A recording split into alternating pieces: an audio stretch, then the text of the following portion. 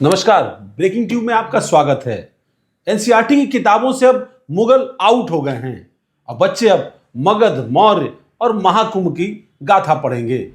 दरअसल एनसीईआरटी की कक्षा 7 की किताबों में हाल ही में कुछ बड़े बदलाव किए गए हैं, जो न केवल इतिहास को एक नया नजरिया देंगे, बल्कि बच्चों को भारतीय संस्कृति और परंपराओं से भी जोड़ेंगे।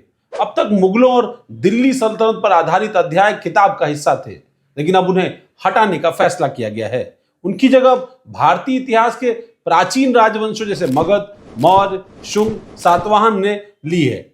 यह बदलाव नेशन फ्रेमवर्क करिकुलम के तहत किया गया है, जिसका मकसद बच्चों को भारतीय इतिहास के विविध पहलुओं से परिचित कराना है। अब बच्चों को उन महान साम्राज्यों के बारे में पढ़ने का मौका मिलेगा जिन्होंने भारतीय उपमहाद्वीप की राजनीति, संस्कृति, समाज को एक नया आकार दिया।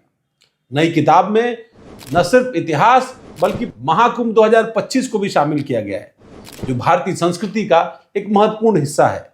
अब इसके अलावा संस्कृत के कुछ महत्वपूर्ण शब्द जैसे किक जनपद, साम्राज्य, राजाधिराज को भी पाठ्यक्रम में जोड़ा गया है, ताकि बच्चों को भारतीय भाषाओं और उनके शब्दार्थों से भी परिचय हो सके। इस किताब में यूनानियों पर भी विस्तृत चर्चा की गई है, जो इतिहास के विद्यार्थियों के लिए एक नई दिशा है।